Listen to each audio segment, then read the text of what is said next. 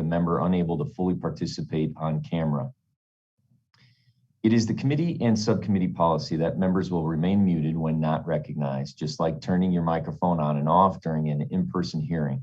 This is out of courtesy to all the members on the subcommittee, and so that background noise does not interfere with another member who is recognized to speak. When you are recognized, you will need to unmute your microphone and pause for a couple of seconds before speaking so that we will be able to hear everything you say. In order to ensure everything members say is captured on the live stream of this hearing, I ask that members pause for 2 to 3 seconds before beginning to speak. If you wish to have a document inserted into the record, please ask for unanimous consent and have your staff email the documents to veteranaffairs.hearings@mail.house.gov. It will be uploaded to the committee document repository.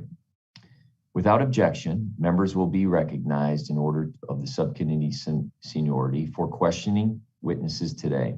This will make it easier for me to ensure all members participating have an opportunity to be recognized.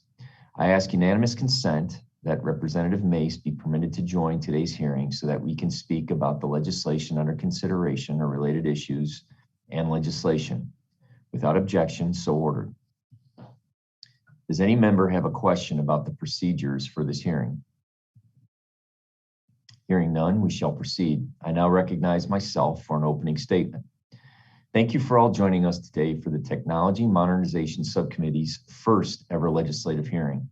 Today's agenda includes bipartisan legislation covering several issues that the subcommittee has conducted hearings and oversight on this Congress.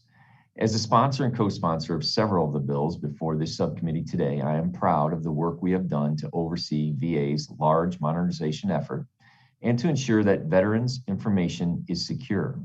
In July, the subcommittee held a hearing to discuss the results of 2 reports from the VA Office of the Inspector General, highlighting VA's failure to conduct a reliable lifecycle cost estimate for the Electronic Health Record Modernization Program. Specifically, the IG repeatedly found unreliable and incomplete estimates for upgrades and costs, as well as inadequate reporting, which has affected transparency to Congress. Given the size and the scope of EHRM program, the lack of accurate cost estimates hamper VA's ability to provide Congress with an accurate picture of the cost and scale of the real need to modernize IT and physical infrastructure at VA medical centers. My bill, the VA Electronic Health Record Transparency Act of 2021, will address these issues. The bill will require VA to look at all costs across VHA, OIT, and any other program for any amount expended on EHRM, including for infrastructure projects. It is clear to me that these infrastructure costs are a product of years of neglected infrastructure and therefore not unique to EHRM. However, these upgrades are being expedited in order to make the EHRM program viable. I know I am interested in finding out the true cost of this large modernization program, and I know that this bill will help us get that information. I hope my colleagues will support this effort.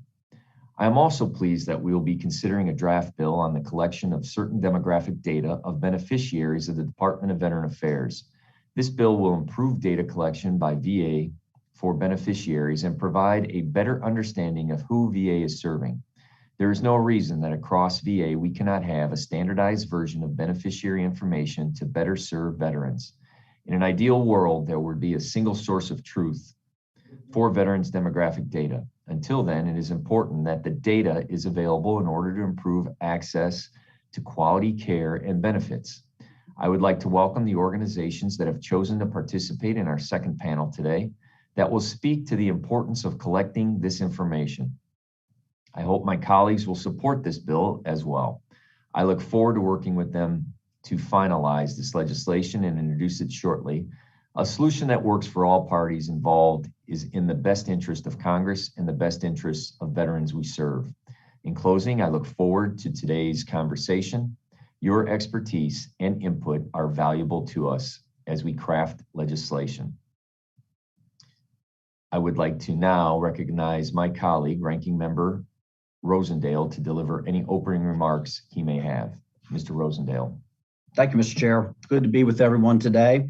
I appreciate our witnesses joining us today for the Technology Modernization Subcommittee's first legislative hearing. For the benefit of all concerned, I'd like to read our legislative jurisdiction from the committee's rules. And it includes, and I quote, VA enterprise technology modernization programs and projects, including the Electronic Health Record Modernization Program, enterprise IT governance, cybersecurity matters, and data management, end quote. In time, many legislative bodies tend to stray from their original purposes.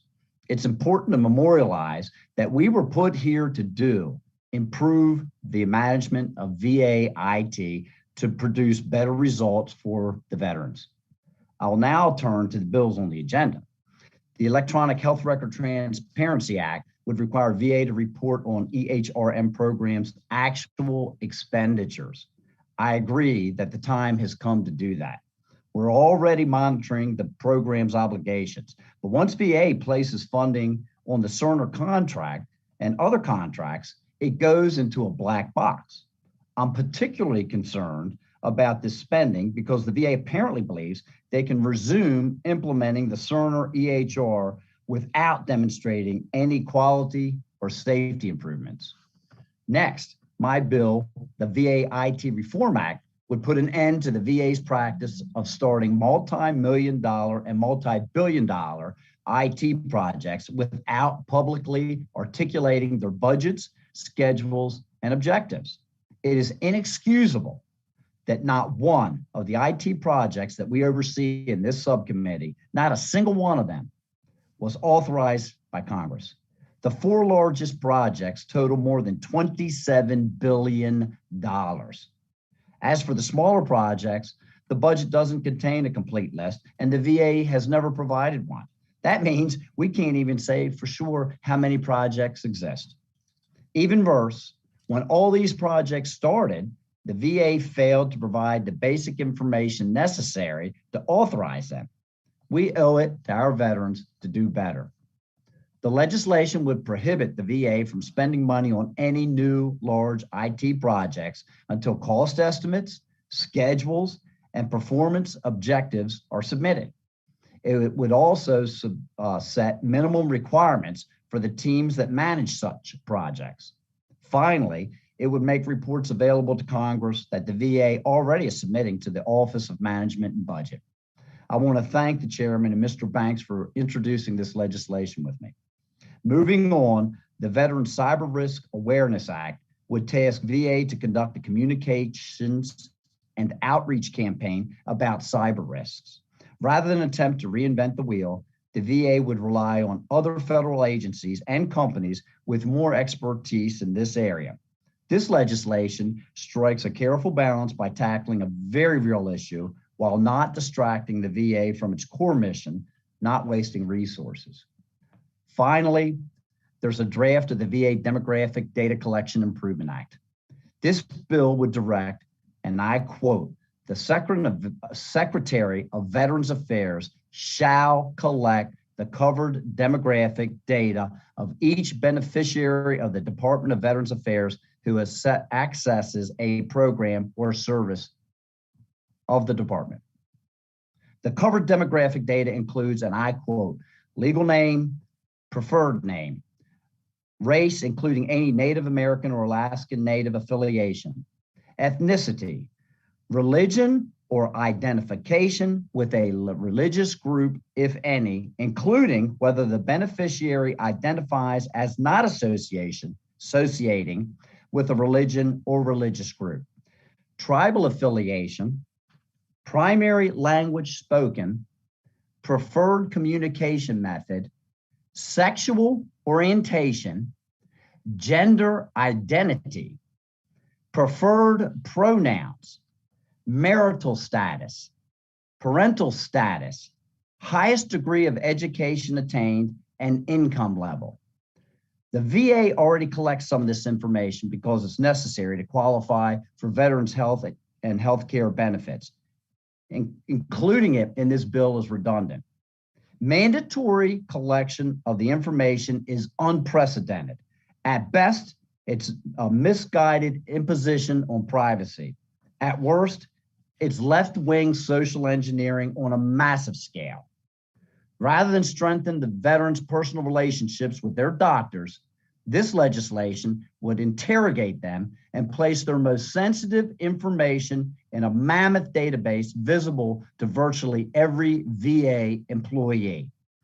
I do not impugn the author's motive, but I can have no doubt that this bill grew out of identity politics that pervade our country, putting veterans on lists and dividing them into intersectional groups is not progress. It would be a terrible distraction. I oppose this legislation in the strongest terms. And Mr. Chair, with that, I yield back. Thank you, Mr. Rosendale. Before we hear from our witnesses, I will now recognize Representative Mace for 5 minutes to deliver a statement in support of her legislation on HR 2326, the Veterans Cyber Risk Awareness Act. Thank you, Mr. Chairman. Thank you, Mr. Chairman. Thank you, Mr. Chairman, and thank you, ranking member, for the opportunity to speak with you all today. And also, I want to thank you both for including HR 2326, the Veterans Cyber Risk Awareness Act, in today's legislative hearing. It's no secret that there are criminals looking to prey on unsuspecting internet users. Nowadays, it seems like everyone has the potential to be a victim of disinformation or identity theft or scams or fraud spread across the internet and even social media. It's pervasive everywhere. But despite these well-known threats, many individuals are not the proper knowledge to make informed decisions about what information they are consuming, clicking, or liking when they're online. In the past, there was a proposal that the VA should create an entirely new office to develop, promote, and disseminate information about cyber risks. And I think every panelist here will agree the last thing the VA needs is another office. And the VA is certainly not the foremost expert in cybersecurity risks. That's why Ranking Member Bost and I introduced HR 2326. This bill would direct the VA's Office of Public and Intergovernmental Affairs to conduct communications and outreach campaigns to educate veterans about cybersecurity risks and do that in coordination with other cyber experts. The VA is well equipped to communicate with millions of veterans, but the department should rely on other federal agencies and private sector experts to provide the most up-to-date information about the risks that our veterans face when they are online. The majority launched an investigation into violent extremist groups and the possible targeted recruitment of veterans. When they did so, it was clear that we lacked crucial data to determine whether veterans are actually more vulnerable to cyber risks than other civilians or other groups of individuals. I'm very skeptical that veterans are somehow less capable of making informed decisions about online than their civilian peers. However, the only way to know that is for sure is to conduct a comprehensive study to better understand. That's why this legislation would also require an independent study on the vulnerability of veterans to cyber risks, resources to assist veterans in combating cyber risk, and the effectiveness of such an outreach campaign. The bill is supported by a number of veterans service organizations, including the Disabled American Veterans, the Veterans of Foreign Wars, Student Veterans of America, Paralyzed Veterans of America, and the Wounded Warrior Project. Unfortunately, despite this overwhelming support, the majority blocked the bill at every turn until now, claiming they wanted to first finish this investigation. This, I believe, needlessly delayed some common sense and pragmatic policies included in this legislation. And I'm grateful to have the opportunity to clear the logjam. And again, I want to thank the chairman and thank the ranking member for giving this bill its fair shot. And with that, Mr. Chairman, I yield back. Thank you, Representative Mace. Before I move on, would any of the members of the subcommittee like to comment on any of the bills on the agenda today? Mr. Chairman, Anthony Brown from Maryland. Mr. Brown, I recognize you for 5 minutes. Thank you, Mr. Chairman. I want to thank you, the other members of the committee. I'm very excited about this first legislative hearing of the subcommittee. I want to thank our panelists for participating. And I wanted to speak to your proposed bill on data collection. I recognize that there may be disagreements on what type of data should be collected and how it should be organized, labeled, or even categorized. But I am speaking in support of the underlying intent of the VA Demographics Data Collection Improvement Act, and I look forward to working with you and all the members and the department so that we can get a good bill that works, collects the necessary data for the department, then to act on and make data-driven decisions, the best data-driven decisions. The VA needs to adopt a comprehensive data-driven approach to evaluating gaps in access to care and benefit usage. Without collecting demographic data, the VA is left relying on anecdotal evidence to inform their policies. And while the VA is already collecting some of that data, it's been well documented that it's less than well organized. We should recognize the efforts already underway at the VA to improve data collection. And I certainly applaud the Biden administration's commitment to advancing equity throughout the federal government. However, accurate demographic data collection on our veteran communities continues to be a challenge, complicating our efforts to effectively care for our veterans. For example, we know that certain populations and communities have a higher risk of specific health issues than other populations. The COVID-19 pandemic highlighted many of the entrenched inequities that exist, particularly in communities of color. Black Americans are twice as likely to die from COVID-19 as white Americans and more likely to be infected and hospitalized from a virus. Additionally, African Americans are twice as likely to have a stroke and 4 times more likely to die of a stroke than white Americans. Black Americans also face higher risks of hypertension, diabetes, and heart disease. The veteran community is diverse, and we need to better understand the health implications of this diversity. The demographic data required by this bill will assist the department in seeing veterans as the diverse population that they are, allowing for more inclusive policies, better resource management, and more competent outreach. And this will give us the tools to accurately identify, diagnose, and treat the spectrum of health conditions affecting our veterans. The VA needs this data to know whether their programs are working, who they are supporting, and where gaps remain. So while I understand conversations around the specifics of this bill are ongoing, I support the underlying intent of this legislation and look forward to voting in favor of it. And let me just say before closing, Mr. Chairman, I got to say I'm a little bit disappointed with the comments of the ranking member. There may be disagreements on what we're doing, but to use characterizations like left-wing socialism, identity politics, those are Republican talking points. I think they really undermine the effort here. We cannot say on the one hand that we are a bipartisan committee working on behalf of our veterans, yet resort to partisan talking points. So I'm very concerned that at the outset of our legislative hearing, to hear that kind of language included. Nevertheless, I'm sure we can get beyond that, work together, and get some good products out on behalf of our veterans. So thank you, Mr. Chairman. I yield back. Thank you, Representative Brown. I would like to introduce our first panel from the Department of Veteran Affairs. Testifying before us this afternoon is Mr. Paul Brubaker, Acting Principal Deputy Assistant Secretary, Office of the Information Technology. He is accompanied by Mr. Kashimandra Paul, Chief Data Officer and Executive Director of the Office of Data Governance and Analytics, Office of the Enterprise Integration. I will remind our witnesses to please pause for 2 to 3 seconds before speaking so that the recording will capture all of your words.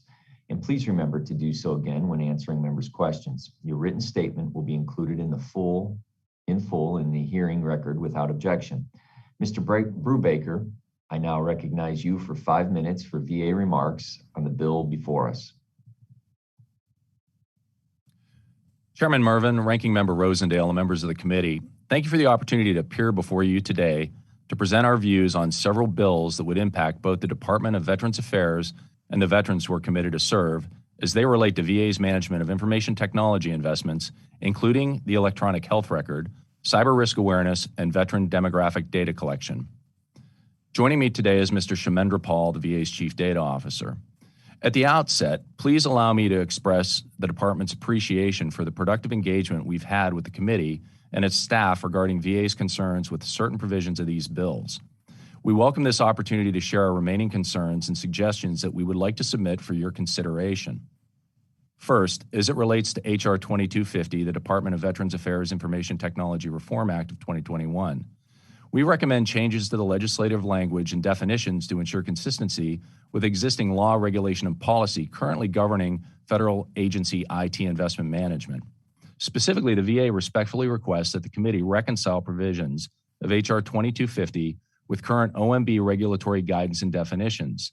This guidance represents IT investment management best practices across the federal government, and we recommend including these definitions in the bill so that they are consistent with OMB Circular A130 to include adopting OMB's definition and criteria for major information technology investment. The VA also recommends amending the project management certification language in Section 1701 so that it includes federal acquisition certification, program and project manager, level 3 certification as a valid project manager certification. As you consider H.R. 2250, we also wanted the committee to be aware that the VA IT Investment Board, chaired by the CIO and co-chaired by the Chief Financial Officer and Chief Acquisition Officer, is charged with at least annually reviewing every IT program and project across the department as part of the department's IT capital planning and investment control process. The ITIB also recently adopted criteria requiring a more comprehensive annual review of any IT program that is designated as a major IT investment, as well as any IT program investment that exceeds $1 billion in life cycle cost or $200 million in annual cost for any year during the program. Second, I'd like to share our thoughts on H.R. 2326, the Veterans Cyber Risk Awareness Act that directs the Secretary to develop and conduct a communication and outreach program to educate veterans about cybersecurity risks. While we support the intent of the legislation, the VA is not currently positioned to deliver effective security awareness marketing to all veterans. More importantly, other federal agencies have specific mission taskings related to cybersecurity information and awareness and prevention. The Department of Homeland Security Cybersecurity and Infrastructure Security Agency, or CISA, leads the nation's strategic and unified work to strengthen the security, resilience, and workforce of the cyber ecosystem to protect critical services and individuals from cyber risks. We're concerned that H.R. 2326 would lead to VA operating outside of CISA's framework for establishing public awareness of cybersecurity risks and best practices, as well as having VA perform functions redundant to DHS's responsibility and authorities. VA believes the intent of the bill could best be met in coordination with CISA in delivering their message about cyber risks to veterans. Third, I'd like to discuss H.R. 4591, VA Electronic Health Record Transparency Act of 2021. The department supports this bill if amended to address several concerns. Our primary concern is depending on when this legislation is passed, the initial 90-day reporting timeline may not allow sufficient time to complete EHRM's independent cost estimate that we're kicking off later this month. We anticipated once launched, this effort's going to take 12 months to complete. Lastly, we'd like to comment on the draft VA Demographic Data Collection Improvement Act. While VA certainly agrees that it has opportunities to strengthen data management and collection capabilities, we have concerns with the draft legislation as currently written. It remains unclear from the draft how collected data would be treated and/or stored, and raises concerns related to HIPAA, the Privacy Act, and the Paperwork Reduction Act that we believe need to be addressed. The VA also has concerns that the 180-day timeline is insufficient for proper implementation and that the anticipated cost of compliance are not well understood. The department would likely only be able to comply with such legislation if sufficient funds were allocated. With these considerations in mind, we would respectfully request that the committee forego advancing this particular legislation until we can have further discussion. This concludes my statement, and we'd be happy to answer any questions you or other members of the committee may have.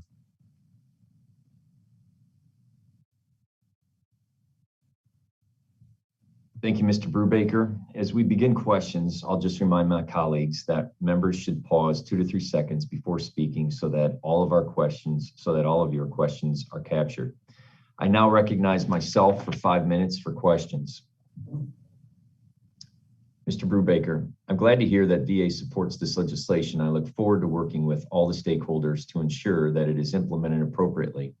In your testimony, you indicated that VA would have difficulty accounting for all costs associated with the EHRM program until the independent cost estimate is complete sometime next year. I find it concerning that 3 years that 3 years into a $16 billion program, VA is unable to account for actual expenses related to the project. Can you explain to me why VA feels it would take so long to accurately account for these costs? Yes, sir. I appreciate the question.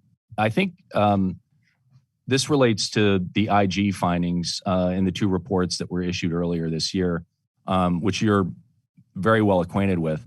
The issue that we had initially is that we weren't capturing all of the costs according to what would be a standard life cycle cost estimate definition. We were only looking at those that were specifically related to deploying the EHRM technology.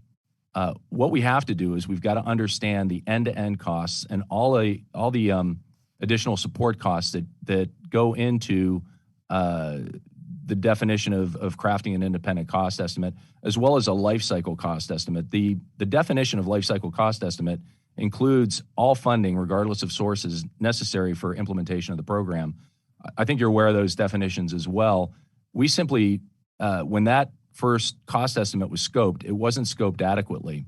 What we've done is we've consulted a number of experts as a result of those IG reports and contracted with an FFRDC, the Institute for Defense Analysis, to make sure that once and for all, we actually capture all of these end-to-end costs and can present them to the committee as requested.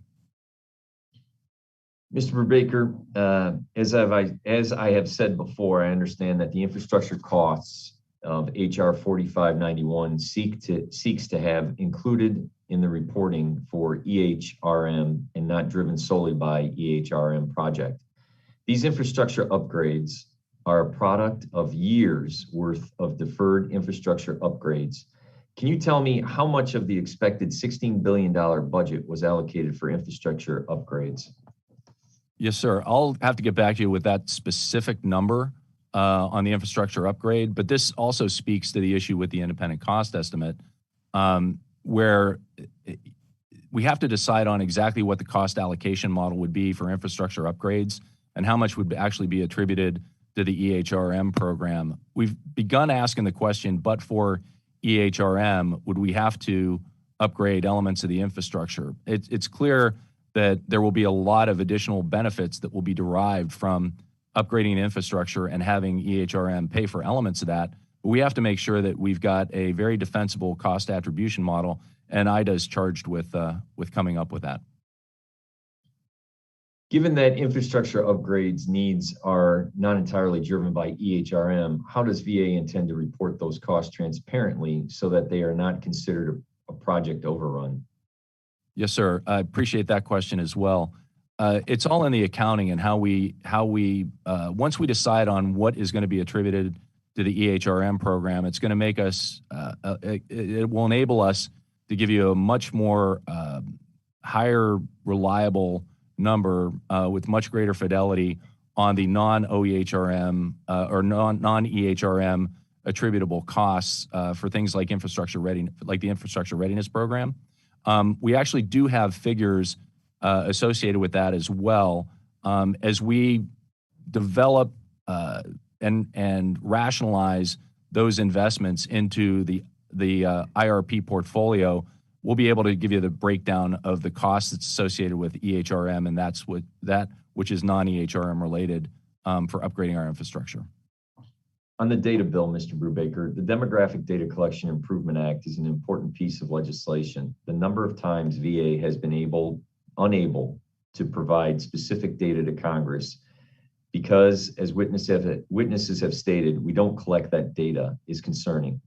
I'm heartened to hear that you agree that VA's data needs work, and I look forward to working with the VA to ensure that the final bill text is workable and, most importantly, improves patient care and access to benefit our veterans. In your testimony, you mentioned VA profile as a data storage location for demographic data. It is my understanding that VA profile is a VHA system. Can you describe to me what access other VA service lines have to the data in VA profile? Thank you for the question, Mr. Chairman. I'll defer to our Chief Data Officer to respond to that question. Thank you for the question. VA profile originated as a VHA system, but it's an enterprise system now. It is our core system for authoritative use of collection, storage, and use of demographic and contact information. It's where we bring in data from DoD, for example, as we follow the service member into the veteran's journey. We have a lot of opportunities to improve the quality, timeliness, utility of the data, but we think that's really the focus we need to place, and we look forward to working with the committee to strengthen focus on reinforcing VA profile. Also, we have a predictive analytics data set called US Vets that has more comprehensive data on all veterans. And as part of our VA data strategy, we're looking at opportunities to improve the management, timeliness, quality, and secure use of that data, both to support operational improvements, service and benefits for veterans, and evidence-based policymaking, sir. Thank you. At this time, I yield back my time. Mr. Rosendale, you are recognized for 5 minutes for questions. Thank you, Mr. Chair. Appreciate it. Mr. Brubaker, the VA's position that collecting personal information from veterans when the information is not required to qualify them for a program, should it be voluntary or compulsory? I will defer to our Chief Data Officer to reply to that, Mr. Rosendale. Thank you. Well, thank you for the question. We strongly believe in the data that we hold it in trust for veterans. We recently published the principles for ethical use and sharing of veteran information. It's the highest value at VA is to protect that information and only use it to support veterans. So we don't, and we also have legal responsibilities through the Paperwork Reduction Act, the Information Quality Act, the evidence-based. I understand. I'm only had 5 minutes here, so I don't want to be rude, but I want to get straight to the heart of this thing. I understand that you're going to do your very best to protect this information. Granted, I understand you will attempt to do so if information in order to qualify for some benefit, okay? Should that information be compulsory or voluntary to turn in? We only collect the information we need to adjudicate benefits or provide services. We don't collect additional information that's not needed in those transactions. Now, more broadly, okay. So let me go on that. If I was, as an employer to request the exact same information that is on that list that I just stipulated, I would be subject to a lawsuit. And I think everyone who is on this hearing right now would certainly agree to that. I would be subject to a lawsuit. We haven't had your testimony yet, but the Demographic Data Collection Improvement Act, as I understand, proposes issues with HIPAA and the Privacy Act. Can you explain to me how we're going to? I'm sorry, Congressman, the transmission was a little garbled, but I think I got the essence of your question. What I would tell you and the committee is that our view is that we already have much, if not most, of the information in the demographic data collection bill. So in working with the committee and with staff, we want to have further discussion to strengthen the implementation roadmap for the VA data strategy to focus on better using what we already have, right, to meet the intent of the bill. We do think it's important for VA to really understand the veterans we're serving, those in front of us, and the entire population. And the demographic information is critical to that. But the bottom line is we have much, if not most, of that data, and it's incumbent upon us at VA to improve our management, integration, the quality of that data, and to securely and ethically put it to use to serve veterans individually and as a population. All right, I'm going to switch back to Mr. Brubaker. Mr. Brubaker, if a veteran chooses to provide this information, which is basically what Mr. Paul, I think, is getting at, that many of them provide that information voluntarily right now on race, ethnicity, religion, tribal affiliation, sexual orientation, or educational background for health purposes, are they able to voluntarily provide that information now? Sir, I'm not sure I know the answer to that question off the top of my head, and I don't want to speculate. I'll get you a response for the record. Okay. Well, what comes to mind are things like the Million Veteran Program, where folks volunteer to participate, and we collect and analyze a whole plethora of data. That is voluntary. So I definitely want to. It's a nuanced answer, and I want to be precise when I get back to you. All right. Let's move on to something else. The Electronic Health Record Transparency Act is on the agenda today because, frankly, we can't trust the VA to tell the truth about the program's finances. In early July, when the report from the Strategic Review was overdue, the Secretary warned of dire consequences if the Appropriations Committee did not release the remaining quarter of the funding. Then we find out a few weeks ago that none of the money was even spent. I know you don't manage the program, but how can the VA ask for more money year after year while behaving so carelessly and, quite frankly, deceitful? Yes, sir. I appreciate the question, and I will. I think I'm going to deliver some good news to you in the department's commitment to getting much better fidelity over IT management program spending. It's one of the reasons why we stood up the IT Investment Review Board here at the department. That review board, the ITIB and the IT Investment Board, in its short life, has already established a number of significant criteria designed to get all of us much improved fidelity over cost estimates of any program, any IT program managed by the department. We're requiring life cycle cost estimates for any standard investment. Again, that's one of the reasons why we recommended going back to the OMB definitions, because I think they provide some pretty good guidance on how we're supposed to be developing the cost schedule and performance data and baselining that, which you referenced in your opening statement. That comment was near and dear to us because we're building the IT investment management processes and the governance in order to get you that level of fidelity, baseline fidelity, that will drive transparency and accountability. And I think that's what we're all after here.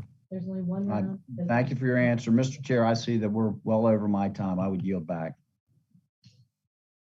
Thank you, Mr. Rosendale. At this time, I'd like to recognize Chairman Takano for 5 minutes. Chairman. Thank you, Chairman Mervan. Let me just begin by saying I would like to start by saying that I'm happy to be co-sponsoring Chairman Mervan's bipartisan EHRM Accountability Transparency Act. And I think VA's support of providing Congress with accurate cost estimates is a great first step in making progress with this program. For Mr. Brubaker, the EHRM Accounting Transparency Act resulted from a pair of reports from VA's Office of the Inspector General. These reports raised major concerns about the validity of VA's current life cycle cost estimate and highlight the fact that VA is charging aspects of the EHR program to other budgets. Can you please describe the work that VA is currently doing? Well, actually, you already answered that question with Chairman with the gentleman from Montana. Let me just say that I'm happy that VA is taking that the VA leadership is taking the cost estimate seriously, and that you're doing work along those lines. And I know this bill will be complementary to the work that has already started as a result of the strategic review. And I appreciated the answer you gave to Mr. Rosendale. Now, regarding the data bill, while I appreciate that the testimony that VA has provided on the difficulties surrounding data management and collection capabilities, I'd like to emphasize that this legislation is still in draft form and that we are going to work with you. We're going to continue to work with you to make sure that this effort complies with all current laws and regulations. And Mr. Rosendale has raised some important points about privacy, and we want to make sure that that we're fully in accord with HIPAA. My concern with your testimony, however, is that I am sure that the VSO witnesses, and I'm also sure that the VSO witnesses share the concern I have, is the lack of emphasis you've shown on trying to accurately account for the veterans that you're serving. I understand the text of the bill references storage of information on IT systems at VA, but you are missing the human element that makes this draft bill important. We are here to serve all veterans, not some veterans, all of them. And if we're not collecting the types of information that gives VA a better sense of who they need to serve, then we aren't doing our jobs. So I realize that change is hard, and I appreciate that this will be a challenge, but I want to offer you the opportunity to state to the committee your commitment to make sure that we are accounting for all veterans. Yes, sir. Thank you for the question. And I'm going to just make a couple of observation comments and make you aware of some operating philosophies that we're now following before I throw it over to the Chief Data Officer to respond to some specifics. I will assure you that the Secretary has a really focused commitment on approaching our veteran population with human-centered design in mind. And by that, I mean approaching any technology, any front-end interaction with the department with a large degree of empathy, of understanding. We're opening our ears and we're really listening to what the veteran community, the veteran population is telling us.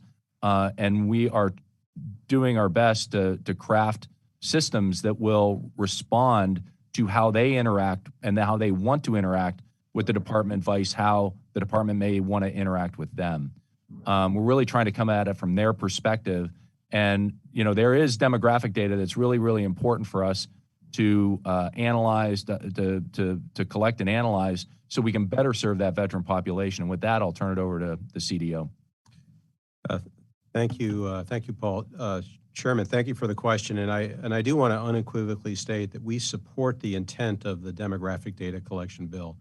Has been communicated to us, and the bill is in draft, has been communicated to us. The intent is to better serve veterans that come to VA and make the choice and understand the entire veteran population so that we can understand and act on gaps. And we fully support that intent. We highlighted earlier in some of the back and forth a VA profile, a current operational system that we use as the core of demographic information, contact information for veterans we serve. We have an additional effort, something called US Vets, which is a predictive analytic data set over the entire veteran population. We're informing US Vets from data from the Census Department, DOD, other agencies, other data sources. And we're focused on improving, inclusion, diversity, equity, and access in our data, improving the quality of our data so that we're making the best possible decisions for individual veterans and for the population as a whole. Well, I appreciate that answer. And let me just say that this is the intention is not to divide veterans and that, leaving any veteran out is also not within the spirit of serving all veterans. And to not leave veterans out, we need to know who they are.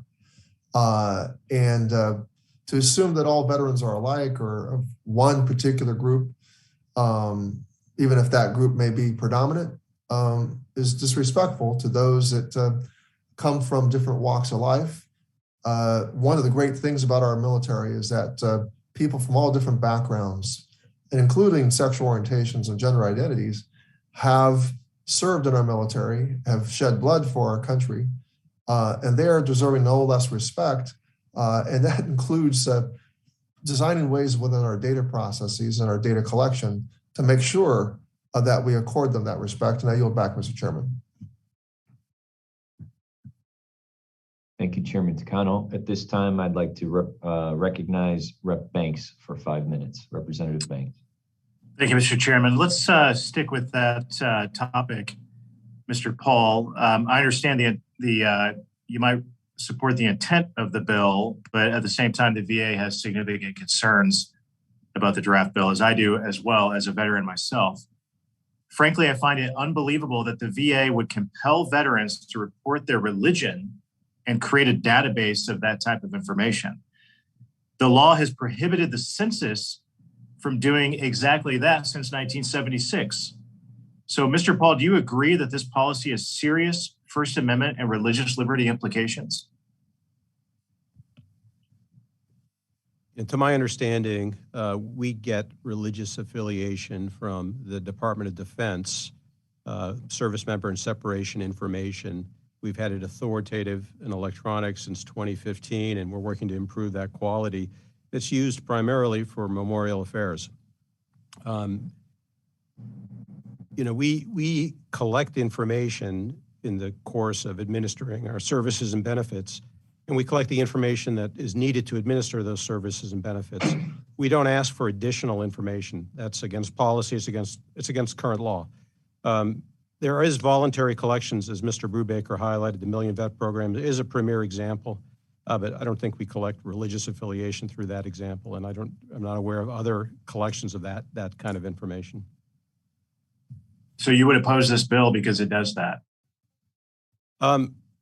We support the intent of the bill, and we want to work with the committee to tailor the bill. And in particular, as we're finalizing the implementation roadmap of the VA data strategy, we want to work through the details. As I stated previously, we have much, if not most, of the information in current collections through the course of delivering our services and benefits. We need to focus on improving the quality and management of that information and the ethical and secure use of that information for operational reasons and for analytics to drive evidence-based policymaking. But just to be clear, I understand you support the intent of the bill, but you oppose any effort as this bill, the language in this bill that would compel veterans, force veterans to report their religion. You oppose that part of the bill. VA doesn't. It sounds like you already have that information available to you. So you oppose that part of this bill, which has serious First Amendment and religious liberty implications because it would compel veterans to enforce them to report their religion.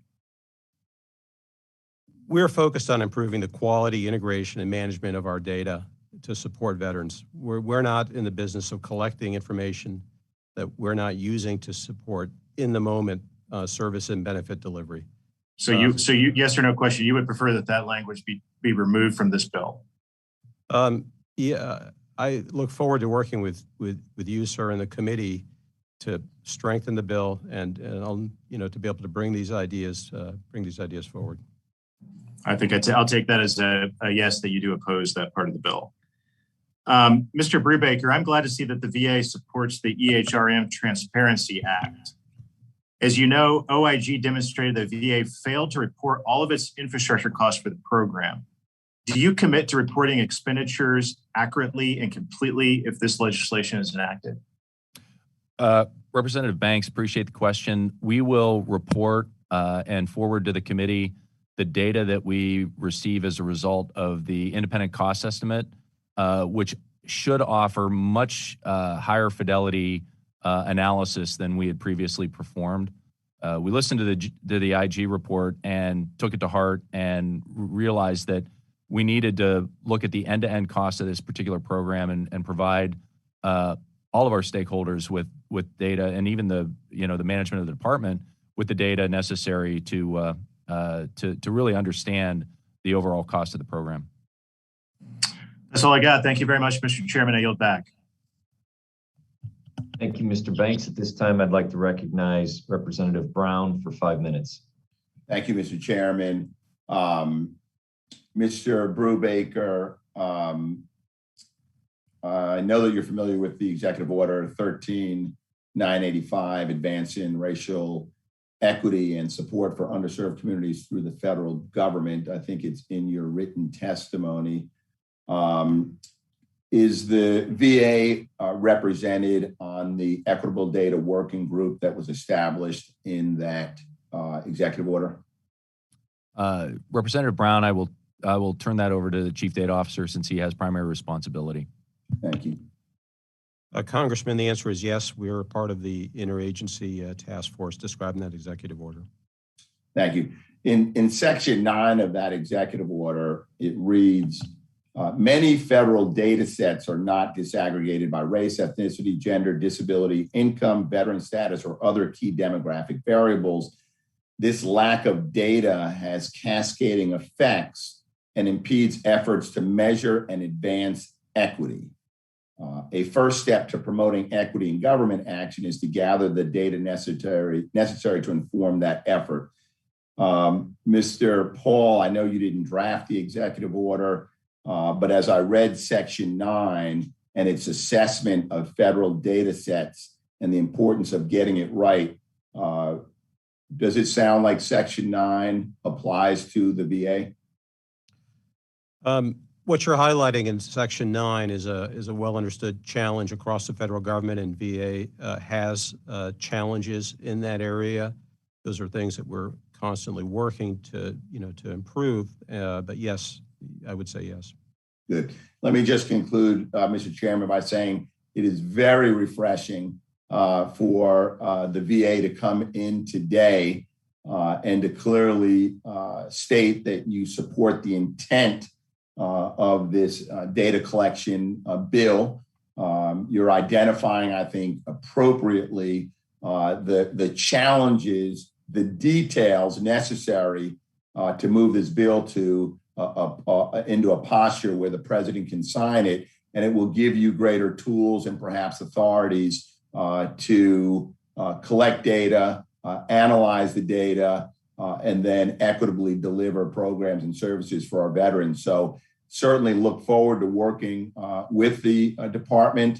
We don't want to have any unnecessary HIPAA violations. We don't want any unnecessary encroachments on freedom of religion or expression. I think everybody on this committee can agree that we can accomplish both. We can strike the right balance, collecting the data in an appropriate way where veterans feel as if they're respected, where we respect their dignity as well as their service, and where they appreciate and understand that the information is being collected to better serve them, and them being the very diverse community of veterans. So again, exceedingly refreshing to hear the department coming in and supporting the intent of the bill and making a commitment to working with the committee to ensure that we get it right. So with that, Mr. Chairman, I yield back. Thank you, Representative Brown.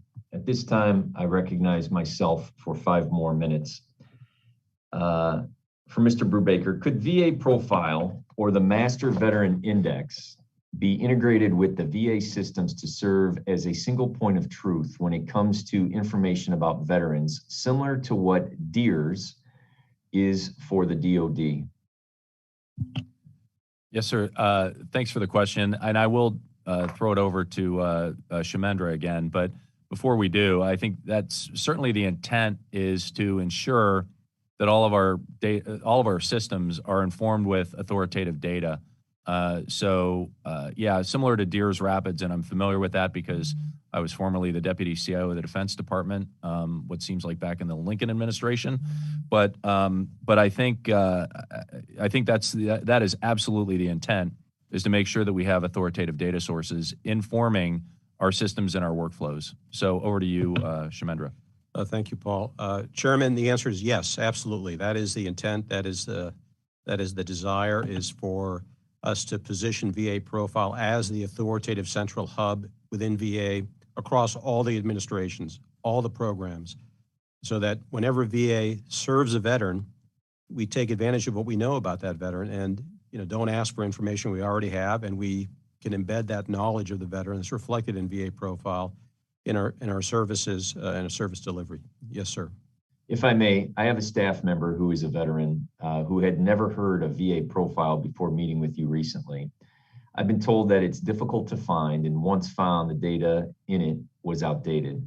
How is VA communicating with veterans about VA Profile? And then my second question, how could VA maximize the use of VA Profile to improve the collection of demographic data related to veterans? Yes, sir. So it's an internal system. So it's not veteran facing, it's internal.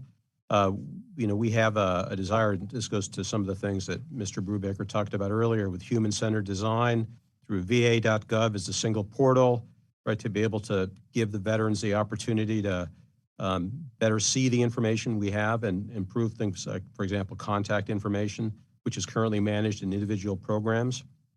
That's a pretty big evolution because right now, All of our programs are driven by regulations and workflows, and veterans are used to dealing with us through those, and evolving to where they're managing contact information, for example, or things like that through VA Profile is a fairly major evolution. But that's the kind of thing that we're looking to bake into our implementation roadmap for the VA data strategy.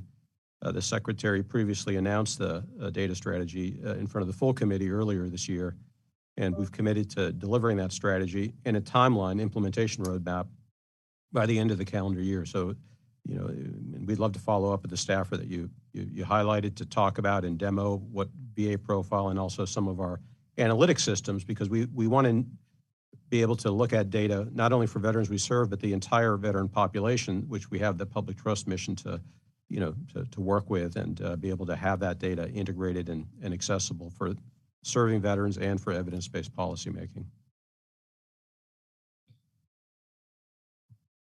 Thank you very much.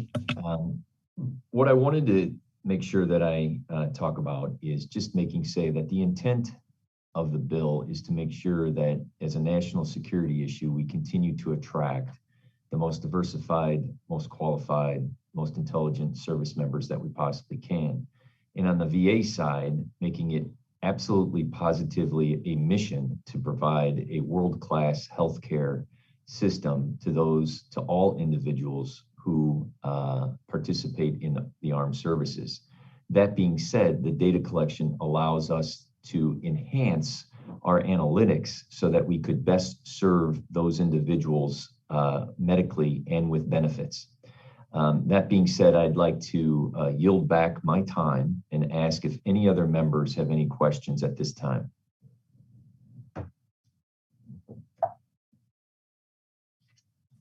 Mr. Chair. Mr. Rosendale, yes. Could I ask one last question, please? Yes, Mr. Rosendale is recognized for 5 minutes. Thank you so much. Mr. Paul, this is for you. The draft bill requires that each veteran's record established or maintained by the VA, including Veterans Health Administration, the Veterans Benefits Administration, and the National Cemetery Administration, be updated to include the information listed in the bill. How could the VA possibly gather all of that information and then guarantee security of all that personal information in all of those combined systems? When I now look at what we're trying to achieve with the EHRM and the literally billions of dollars that have been invested, and we don't even have a functioning system, okay? And this has been going on for several years now. How in the world are we going to combine those three massive programs, gather that data, collect this data, which we still have questions about, the legality of it, and then be able to, again, gather it, put it into place, and then guarantee the security of it? Please explain that to me. Yes, sir. I appreciate the question. The security of the data is incredibly important, and I'll ask Mr. Brubaker to talk about the cybersecurity program at the department. What we're looking at here in particular for this bill is demographic data. We already have much of the data, if not most of the data, in our systems, our IT systems across the department. And what we're talking about is the ability to take data that we already have, that we've already collected, and ethically, within law, within policy, manage it and use it again to better serve veterans. So, we're not supportive of a blanket collection of all this data in every program and every interaction. What we're asking is to work with the committee to better leverage and manage the data we already collect, incidental to delivering services and benefits to veterans, to better support those veterans, and then to be able to use it to shape policy for the department and better veteran outcomes. But this bill does, Mr. Paul, take a step further and say we're going to collect this additional data. It doesn't say we're going to manage this data as we already have it collected. That may have been voluntarily turned in by the veterans. It says this shall be mandatory information that we are going to collect. Am I wrong? We're hoping to work through those issues with the committee, sir, so that we bring it in line with what we've been talking about today. And I'd love to ask Mr. Brubaker to talk about the cybersecurity aspects of your question.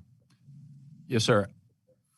Representative Rosendale, I'm pleased to report that the department is about to issue its VA cybersecurity strategy that will specifically address a number of the strategies, a number of the approaches that we're currently using, and we have planned to use to just maintain vigilance over veteran data as we have it. The one deep responsibility we have is protecting personally identifiable information of our nation's veterans that has been entrusted to the department. We take that responsibility incredibly seriously. We've invested a lot of resources into ensuring that we've got a robust and very effective cybersecurity architecture. Now, I hesitate to get into any more detail because I certainly don't want to make us a target or challenge those who would like to attack our systems, but I'm reasonably confident that we have a very risk-based, defense in-depth strategy that will help us protect the personal identifiable information that the veterans have entrusted to this department. Thank you. Mr. Chair, I'd yield back. Thank you, Mr. Rosendale. Any other member with any questions? At this time, if there are no other further questions, I want to thank the VA for their testimony today and for answering our questions. That concludes our first panel.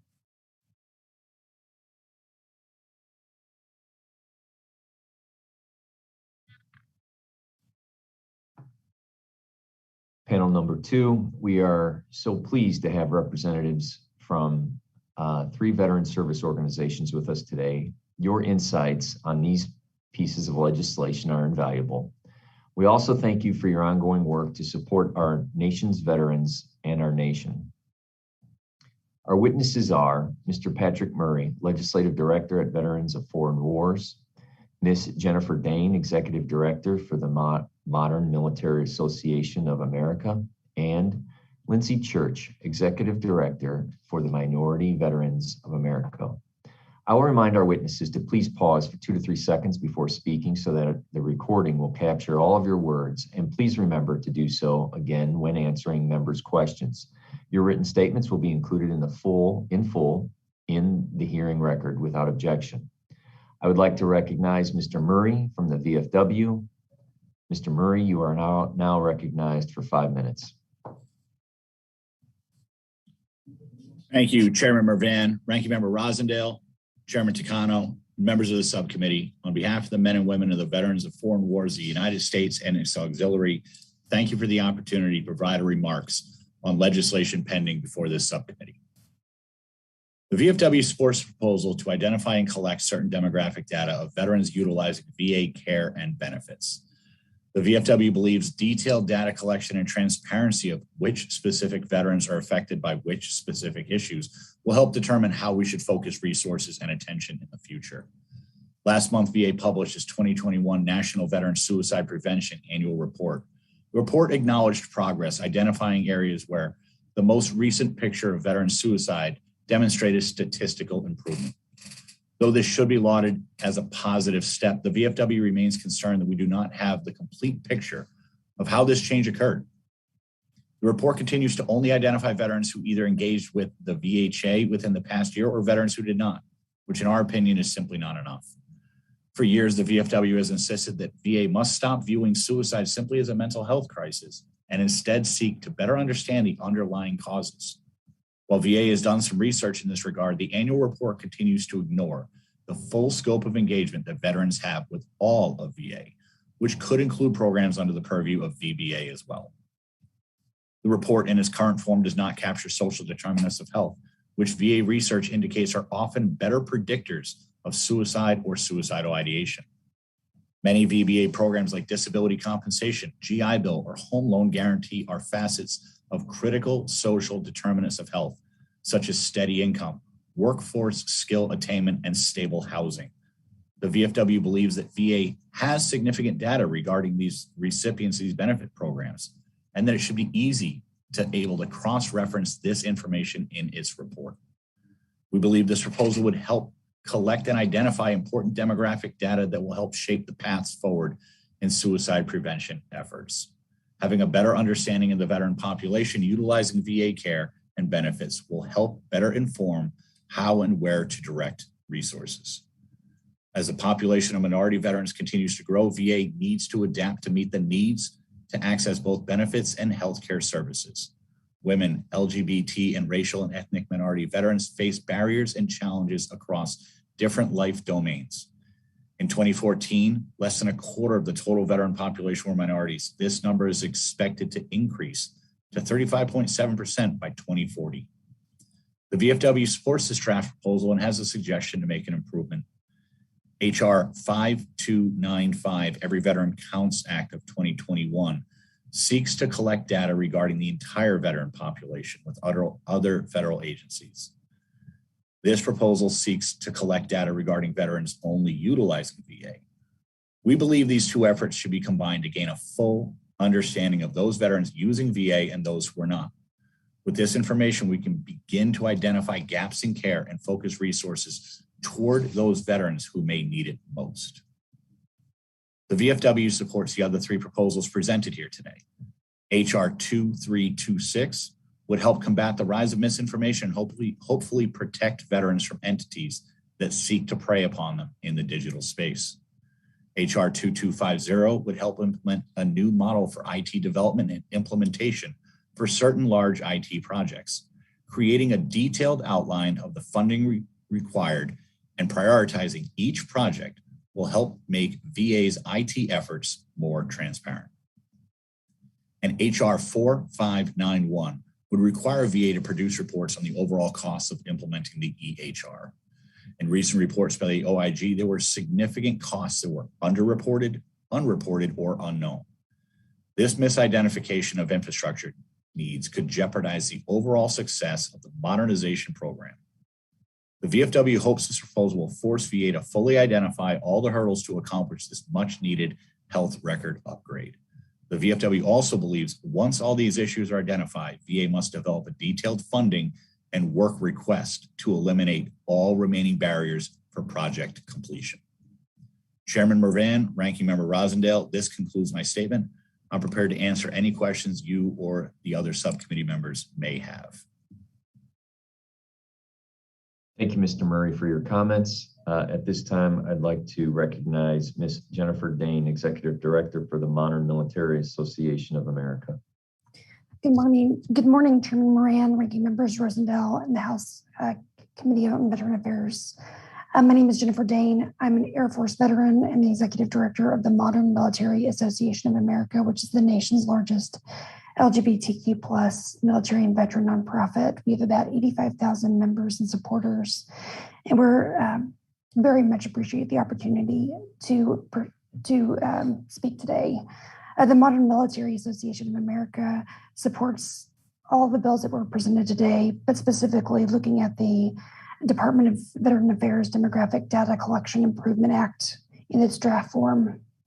As the nation's largest health records management system for the LGBTQ community, the VA's Modernization and Transparency Acts are very crucial.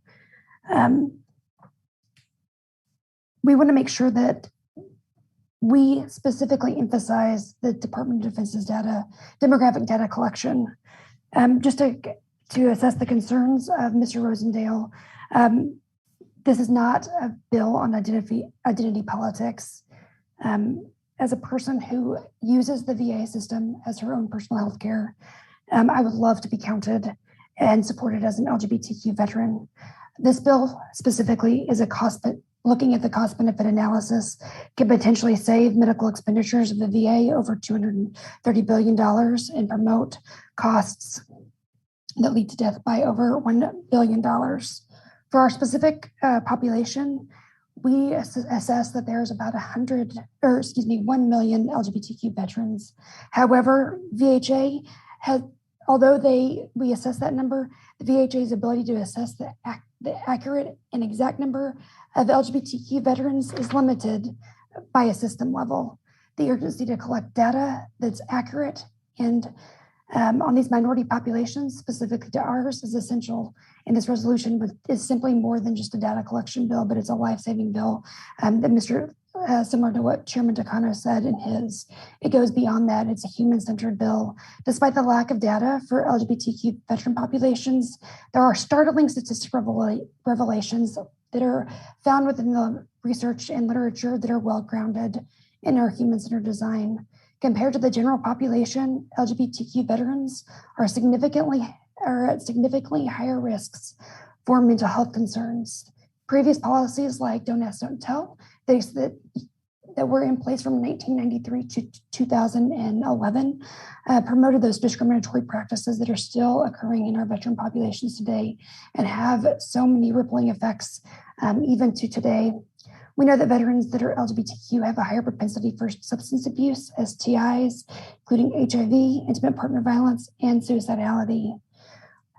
Furthermore, with the growing support of these systematic efforts within the VA and within the VA system, we know that there's much improvement needed for the LGBTQ veteran experiences. Despite progress, however, LGBTQ individuals continue to experience worse healthcare outcomes than their heterosexual and cisgender counterparts. For instance, 36% of LGBTQ plus veterans view the VA hospital as somewhat or very unwelcoming. But furthermore, what this bill does is economically, it changes economics. The VA has prioritized the modernization of the EHR throughout its partnership with Cerner. And to date, Cerner has been implemented in 17 states, 47 commands, 1,000 locations, 64,000 system users, and approximately 2.7 billion eligible beneficiaries. They just also went into the Coast Guard and had a successful implementation. With this implementation, what this means to our veterans is more relevant information can be collected, especially for sexual orientation, gender identity, and biological sex. The VA system is supposed to serve and care for all veterans. And in doing so, they must care for all. As a user myself, I would love to have the most accurate healthcare that's representative of my population. Data collected would ensure that we receive clinical options for specialty care, especially for our biological sex. It would promote accurate preventative screenings and care. This would ensure accurate care for referrals for all veterans and those who seek to make sure that they are counted. Name and gender marker changes and other issues related to PPIs are managed by the privacy officers, which would ensure that compliance and record keeping regulations are in the maintenance of that. So as the largest healthcare provider of LGBTQ veterans, we strongly urge that that all bills, but specifically the Demographic Data Collection Improvement Act of 2021 be highly considered and modified so we can progress. And thank you for having us today. And I'm open and open for questions from the committee. Thank you, Ms. Dain. Finally, I would like to recognize Lindsay Church for Minority Veterans of America's testimony. Lindsay Church, you are recognized for 5 minutes. Chairman Mervan and Takano, Ranking Member Rosendale, and distinguished members of the subcommittee. I'm Lindsay Church, and I'm proud to serve as the Executive Director and Co-founder of Minority Veterans of America. Our organization works to create belonging and advance equity for our nation's most marginalized and historically underserved veterans, racial and ethnic minorities, LGBTQ, women, and religious and non-religious minorities. We have the honor of representing more than 10.2 million minority veterans and directly serving thousands of members across the country and world. Thank you for allowing me to contribute to this hearing. On today's agenda are several bills that will improve the Department of Veterans Affairs' ability to provide accessible and supportive services to all the veterans in its charge. Our written testimony reflects our positions and inputs on each of the bills before you. We would like to focus our opening on two. We fully support the discussion draft Department of Veterans Affairs Demographic Data Collection Improvement Act of 2021. We're especially grateful for the inclusion of American Indian and Alaska Native tribal affiliation, sexual orientation, gender identity, and pronouns.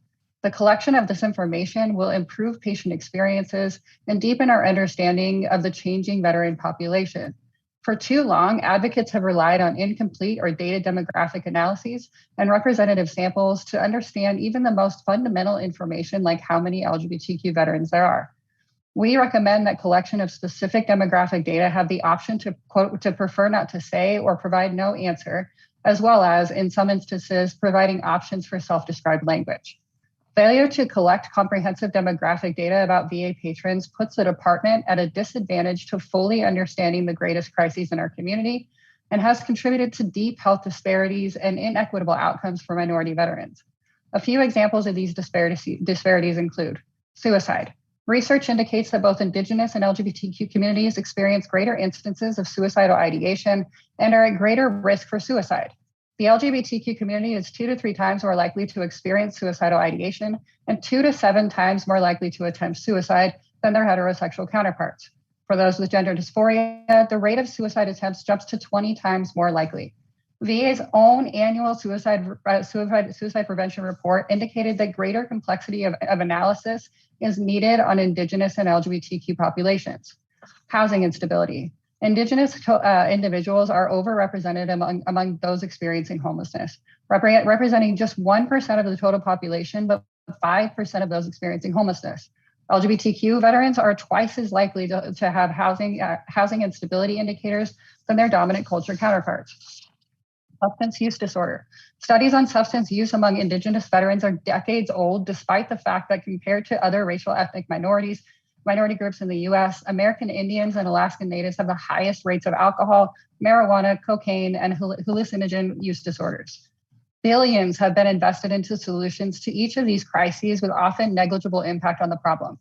As the ranking member mentioned, collection of this data is unprecedented. We have the ability to, we have been abiding by precedented practices for decades. We must do better and take unprecedented steps to better serve our veteran communities and should not be viewed as a shocking or interrogative tactic. This information is crucial to helping us create nuanced solutions that serve the 21st century veteran. This committee, the department, advocates, and veterans themselves need this information and data so that VA can provide the best care possible to each and every veteran, regardless of their identity. We are also supportive of HR 2326, the Veterans Cyber Risk Awareness Act, and appreciate efforts to educate veterans about cybersecurity risks. We're particularly supportive of the inclusion of disinformation in the definition of cyber risks. Disinformation campaigns reduce the veteran community's faith in the department and in medical and mental health interventions that can potentially be life-saving. Studies indicate that among internet users, women's social media accounts are more likely to be hacked, and racial and ethnic minorities are more likely to have their identities stolen, and they're the most likely to be financially devastated by cybercrime. As minority veterans begin and continue to access VA benefits and services, safe and reliable access to telehealth options for many modalities of care is critical to the delivery of these benefits and services. Education campaigns that serve veterans currently impacted by cybersecurity risks and research to better understand the issues and impacts of those risks are necessary to ensure veterans can safely access care.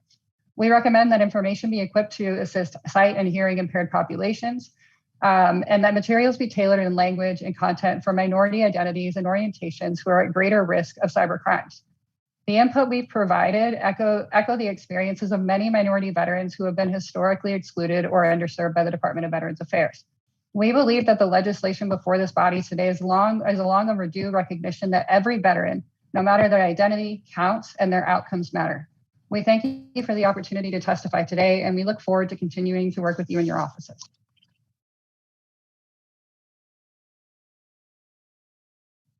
Thank you, Lindsay. Before I proceed to questions, a reminder to all members and colleagues, should you pause for 2 to 3 seconds before speaking so that all of your questions are captured. I now recognize myself for 5 minutes for questions. First, thank you all for participation in our first legislative hearing today. Getting the perspective of Veteran Service Organization on this legislation is extremely important to me, and will seriously consider your comments and testimony today as we continue to work towards making these laws. Mr. Murray, from your perspective as a veteran, can you speak to how important the success and accurate accounting for EHRM program is to you and other veterans? Mr. Chairman, thank you very much for the question. The EHRM is a very needed, long overdue upgrade. I got out in only 2007, but I still have about 12 inches of paperwork when I got out. That was still in we're in the 21st century, it's 2021. We need electronic health records. This is a project that must go through and must be completed successfully. If there are roadblocks in the place, simple IT closets, simple cabling issues, electrical issues, things that will get in the way of the proper success of the project, we have to eliminate those barriers and roadblocks right away. The EHR is a critical tool that will help veterans, and making sure that there are no infrastructure roadblocks is very important. Thank you, Mr. Murray. Ms. Dain, I would like to ask you the same question, please. Yes, the electronic health records management system, like Mr. Murray said, I mean, I got out and I think we had 400 pages and it was on a disk. I had to actually take that to the VA and scan it in before I could even give it to them. So the transition from, the DOD to the VA is so incredibly critical. I even had medical records from a military sexual assault that were destroyed in a case because they were not put in an electronic records management system. So those were critical to my disability rating and other healthcare that the disparities that impacted me. So whenever we look at Cerner's implementation, they are far beyond doing what they need to do. It's the VA that needs to make sure that they are accurately, putting in the system and that everyone knows how Cerner is implementing it. And for especially these demographic information, we already have these. Cerner did a really great job of implementing all of these records. We have the accessibility to use these. It's just telling the VA exactly how to use this data, how to do it correctly. And without having to go through the charts and having to look at them, there are databases that we can collect usable research that only creates, trauma-informed care and affirmative care for all veterans. And that's in any space, and allowing them to have the ability to get the best care possible, because that is exactly what the VA is there for. So we really affirm the EHR, the implementation, and we are seeing the successes on both sides of the VA and Cerner in the Cerner Corporation as they look in and implement those. Thank you, Ms. Dain. Lindsay, is there anything you would like to add from your perspective at MVA? I think most of what is important was covered, but that seamless transition from service to veteran status is important for health outcomes. Oftentimes, if you are, I have boxes of medical records. I was hospitalized for a very long time. I was given 4 bank boxes of records, and the VA doesn't want to scan. So I had to kind of capture everything that was most important, which means that things are left out. So that seamless transition is really important to ensuring the health outcomes of veterans once they transition out of DoD is best managed, and that those folks are cared for. We also want to make sure that the budgets and analyses are accurate, and as those financial impacts do impact the overall ability for us to enact other changes that are cost prohibitive. Lindsay, on the data bill, can you please explain to the subcommittee why collection of veterans' information is important to providing them care and access to benefits? Absolutely. Thank you for the question, Chairman. So on the baseline level, the human dignity is the individual's experience at the VA. I know for myself, I identify as a non-binary, and they use they, them pronouns. I have to come out to every single provider that I have and tell them that I'm non-binary and tell them that I use they, them pronouns. This shouldn't be a thing. I should be able to tell one person and that my pronouns are reflected by every provider that I have. And on a larger perspective and the systems perspective, you're looking at health equity issues. But the longer that we hold out in collecting this information, the longer we're going to be grasping at straws, trying to find these solutions as we're trying to mitigate suicide, mental health, homelessness, substance use. All of these things are going to require a unique and nuanced approach to the solutions that we create. Without that information, we're throwing spaghetti at a wall. We're not getting the answers that we truly need. Ms. Dain, same question. I want to echo Lindsay's responses, because we do know that, we have there's an assessment of over 1 million LGBTQ plus veterans. However, we assess that there's probably about 2.5, but because there has been no data collected because of policies like Don't Ask, Don't Tell, and other discriminatory policies in the past, we don't know those numbers. And we have to rely on census data from years ago and an administration that's willing to collect the information on LGBTQ individuals to, in fact, show us the population. So really looking at, affirmative care for all veterans, we have to make sure that these are included. And those, and if I want to be included, if I want to identify as LGBTQ, I would like that to be placed in my record. Also, my pronouns as well, very similar to what Lindsay stated as well. Just basically, looking at the literature, the health literature, and health disparities, we have to consider that whenever we're looking at one of the largest medical healthcare systems for LGBTQ individuals in the United States. Thank you, Ms. Dain. Mr. Murray, if you could, do you have anything you'd like to add?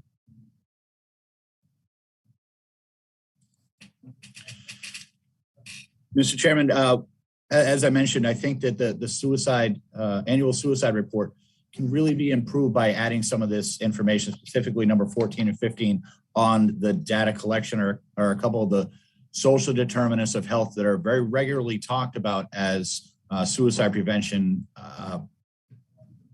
data figures. The highest degree of education and income. Stable housing is also important. We need to know if veterans are engaged at VA with these programs, not simply the last time they went to an appointment at VHA.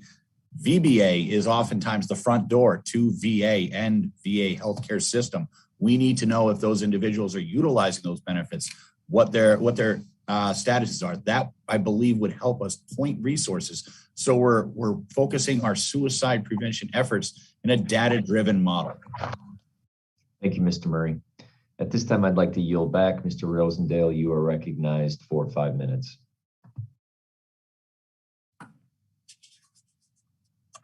Thank you, Mr. Chair. Appreciate it. I think the committee and the Veterans Affairs have adequately exposed the major problems and the constitutional concerns with the data collection legislation and proven that is not ready for prime time. So I would like to move on. Mr. Murray, what IT projects does the VFW believe are not being prioritized correctly? Thank you, Mr. Ranking Member. Right now, the VA is going through an upgrade and modernization of their VR&E program to digitize a lot of their efforts. Right now, currently, the new digital GI Bill program is underway. The education services have used what they routinely refer to as workarounds, patchwork, outdated legacy systems. These are things that are currently finally being taken care of. It's 2021, it's beyond time. Right now, the Veterans Benefits Management System, VBMS, is how our claims officers work to help deliver benefits delivery to veterans, service members and their families. These are all different IT projects that we believe need to kind of be fully funded up front so they're taken care of, but also some transparency so we can occasionally check in and Congress can do their job to make sure that there's proper oversight on these multi-million, sometimes billion-dollar programs. Thank you. Sticking with IT, Mr. Murray, if more complete and accurate information could be obtained about VA's IT needs, how would the VFW use it in the independent budget? One of the things we often advocate for is full upfront funding. Right now, VA's IT budgets, it goes into a general pot and is parsed out as needed. Allowing some of these projects to have the full upfront funding from start to completion so that they're not limping along year by year asking for authorization or appropriation to continue these much needed programs.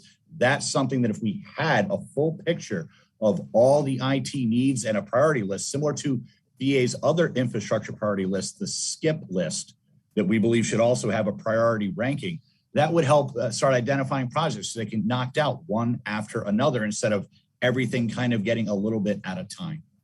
So basically, and I don't want to put words in your mouth, but the transparency then would also provide you with the ability to have predictability and in the budgeting process so that if someone goes forward, they know, okay, we can count on this amount of money being allocated. Yes, sir. Upfront funding, especially with VA with the advanced appropriations, really helps set the budget, helps set their process so they can be successful instead of constantly putting out fires as they arise. Excellent. And Mr. Murray, what improvements does the VFW need to see in the electronic health record modernization program before you could support it being advanced to other parts of the country? We'd like to see the full costs realized. We'd like to see make sure that all the items, the work items that are necessary are at least identified and begin to get knocked out. Again, we don't want to see that this very critical program is facing hurdles and roadblocks simply because they're trying to put some new server system in an unventilated closet that will overheat and not work. Those are things that can easily be taken care of if they're identified, if they're properly funded and put in the work request to take care of them ahead of time.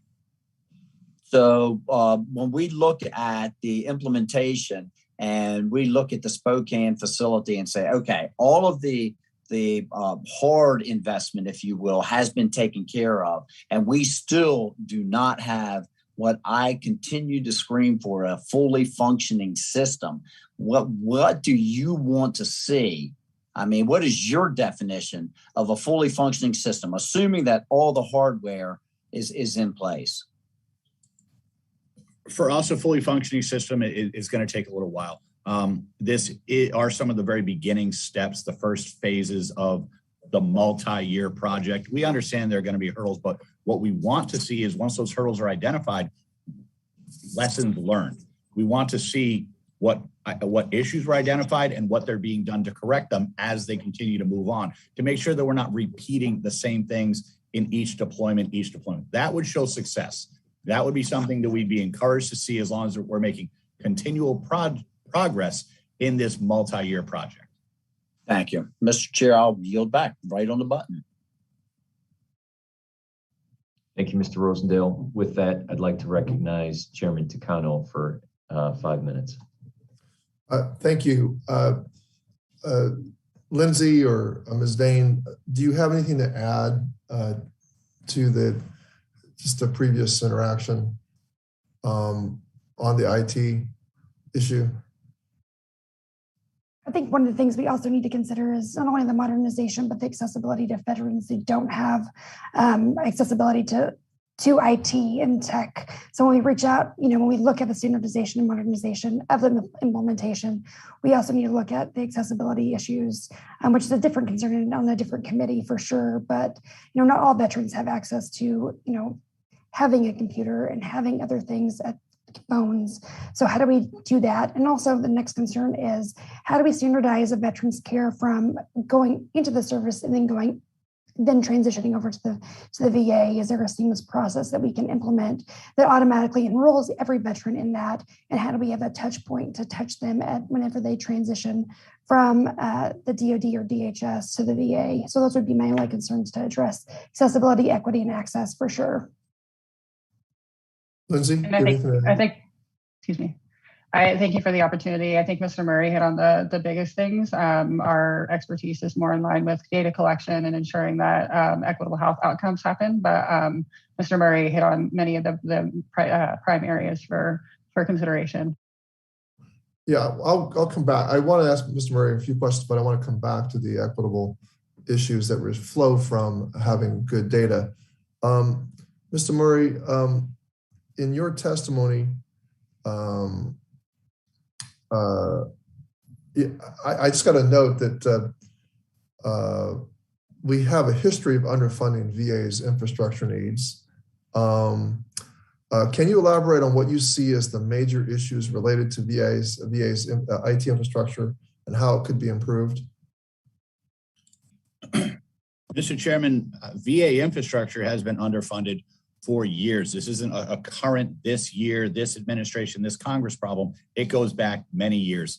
In a Senate hearing with Kaiser, one of the nation's largest healthcare providers, they said that they put in about 3% of their overall budget into overall infrastructure costs for their entire network. VA is currently putting in about 1% for a substantially larger enterprise. IT is also a critical part of that, and it's never fully recognized. Again, VA infrastructure has the skip list, which is physical buildings. That's critically important as well. But the IT needs to support those buildings, that's also infrastructure. We think that identifying what the needs are, again, fully upfront, transparent, so that they can be fully funded upfront and taken care of so that they're not creating a problem years down the line as we're trying to implement care and benefits. Well, thank you. Thank you for that. Lindsay, you discussed adding zip codes as one of the data elements, specifically linking zip codes to rural status. Can you elaborate on the benefits of this that this data would provide? Yes, Chairman. This committee has focused a considerable amount of attention on rural veterans, and we believe that the collection of zip code and places that they reside will help to enhance the benefits that we deliver to both rural veterans and veterans that reside in island territories. Many of the health outcomes for veterans that live in Puerto Rico, Guam, Northern Marianas are devastatingly bad or poor health outcomes, but we know very little about it. So being able to collect that rural information and where those veterans reside is going to be really important to tailoring solutions directly for rural and island veterans. Ms. Dain, in your testimony, you quoted a VA employee who discussed perceived bias at VA. How would you see improvements to data collection changing perceived bias at VA? Well, I think like the expansion of data collection, we would actually know what kind of training and education would be needed to providers and VA employees, especially when populations are strategically left, well, not strategically, that's not an accurate word, but when they're left out of the narrative, we can definitely provide more education, more training, more oversight into these areas, because not only is the veteran community left out, but many of the times also the employee community is left out. We saw some really good improvements for VA providing an employee resource group for LGBTQ employees. This is just a step in the right direction overall, but I think it would, set a precedent of, what this looks like for the employees and also for veterans within the system. It's logical to kind of assume that in a health system as large and as vast as the VA, it has the second largest workforce across the government, federal government, that we would have, say, providers that might have religious objections that have to be respected, religious objections that, even though I disagree with them, to treating, say, a trans veteran. Might this data collection help us be able to prevent conflicts happening in terms of making sure that we don't humiliate, say, a trans veteran? Absolutely. Who may not know that they're going to see. I mean, has that happened, that trans veterans or LGBT veterans have run into providers within the system who may actually be hostile or say disagree with who they are? Thank you for the question, Mr. Chairman. There's been many occasions, I think on a daily basis, I get an email about this specifically occurring, especially for trans veterans. We know that the DoD is the #1 employer for trans individuals. So whenever we look at the VA and people transitioning, this is a huge area of improvement. And we could, the healthcare system could corner the market on the revolutionary science that comes behind and making sure that we're taking care of all individuals. And if there are objectors for, care for trans, veterans, I think that should be known on both sides. I mean, I want to see a provider that's, affirmative of my care. And I know Lindsay also has some more insight into that, but making sure that we're having affirmative care on all sides. And if you're not affirmative of LGBTQ care, I would prefer to see a different provider. And I will respect your decision on that, but I would love to see a different provider to make sure that, the LGBTQ community is cared for in the most accurate way. Lindsay, you have a response as well? Absolutely. Thank you, Chairman. This happens on a regular basis, and I think the enhancement of our patient records, both with gender identity, sexual orientation, especially pronouns, will help to enhance the experience. I have talked to the VA this morning, and 5 times they called me Miss Church.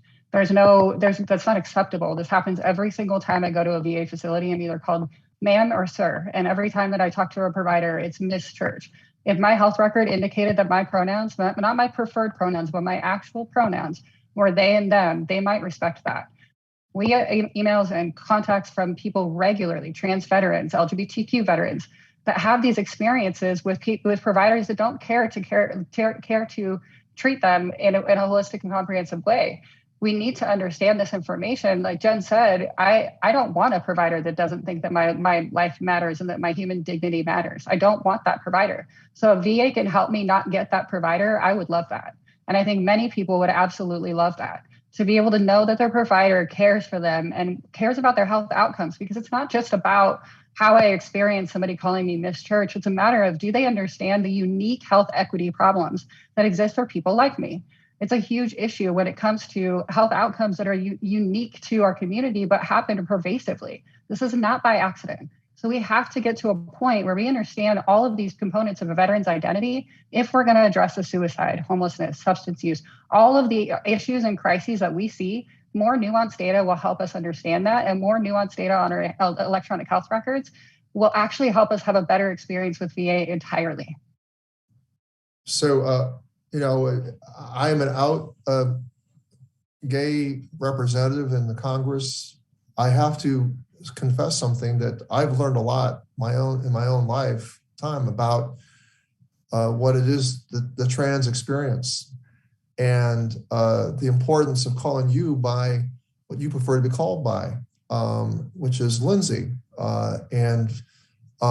So even for those of us in the LGBT community, we're learning. And we also understand that for America broadly, that Americans are broadly learning about this as well. And people are at different stages of understanding and may not fully understand the humiliation involved when we don't refer to people by what they prefer to be called by. And the tremendous cultural change that has to happen across all health systems, including the VA. And we're just talking, and I see tremendous progress being made in private healthcare systems. That they want to be respectful and certainly don't want to contribute to the mental health anguish of people who had struggles all of their lives with a world that does not understand them. And so certainly we also want to be respectful of those people who have religious convictions as providers within the VA. So I think we can meet both different points of view, both respect the diversity of religious points of view, but also insist on respect for different individuals who use the VA. And I think we can come to a meeting point, but the data collection, I think, is an important step in trying to make sure that both on the provider side with deep convictions and the patient side, but also respecting we also have people who are trans and LGBT providers as well. So, Mr. Chairman, I do have one more question that I want to ask Mr. Murray. In your testimony, Mr. Murray, you discussed how demographic data collection might impact veteran suicide rates. Can you speak more about how you see this data helping to prevent veteran suicide? Thank you, Mr. Chairman. We've spoken about this with VA. The VFW is not the first people that have said social determinants of health are excellent suicide prevention tools. Stable housing, proper income, the sense of self. These are things that you can get from some of the programs that VBA, such as GI Bill, the home loan, or disability compensation might provide. Everybody is solely looking at visits to VHA in their suicide prevention report. When's the last time they went in for a healthcare appointment, possibly mental health care appointment? But what we don't know is when their last touch point with all of VA could be. We'd like to see data from VBA included in that as well. And what you're talking about is predictive analytics, but you need the data to do the predictive analytics, right? To notice the patterns. Tremendously useful in trying to understand veteran isolation, people and live in rural areas versus urban areas, et cetera. Absolutely, sir. what we found is that numbers help generate a lot of this information, a lot of the resources that we can point to so we're accurately, instead of just, as Lindsay said, throwing spaghetti against the wall and seeing what sticks. We want to be able to point and target our efforts. We think that having better knowledge, better income, especially with some of the information that, as VA has said, they already collect some of this. We just want it included in the report. VA said they'll consider it, right? They've said that for a few years, but we believe it's time to direct them to include it in the annual suicide report. And that's where I think the sense of direction comes from. But we also, I do hear the ranking member's concern about HIPAA and privacy and the potential. I can understand someone with religious convictions being worried about an overreach of government. I think people who are LGBT also understand that very same issue. The misuse of data and the wrong-headed administrator who wants to persecute religious minorities or even just religious people versus also people who are LGBT. So the ranking member, I just want the ranking member to know that a sensitivity to that, I have that sensitivity as well. So, but I think we need, but we cannot prevent, I think, the really important big data use that would help us get at this suicide prevention goal that we have, and it's a high priority of mine.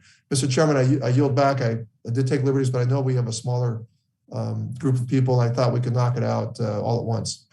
I yield back. Thank you, Chairman Takano. At this time, I would just like to say that I would like to thank the committee for all their hard work on these pieces of legislation. I consistently want to say that I believe that this is a matter of national security as far as making our diverse armed services and services men and women attracting the greatest talent that we have in our nation. And it is a focus point to make sure that we deliver world-class healthcare. And in doing so, collecting the data and also providing cost analysis when it comes to the EHRM and moving forward with those projects. With that, I would like to thank the witnesses for their participation today. Your testimony and comments have been helpful, and we will consider them as we move forward with these bills. All members will have 5 legislative days to revise and extend their remarks and include extraneous materials. This hearing is now adjourned.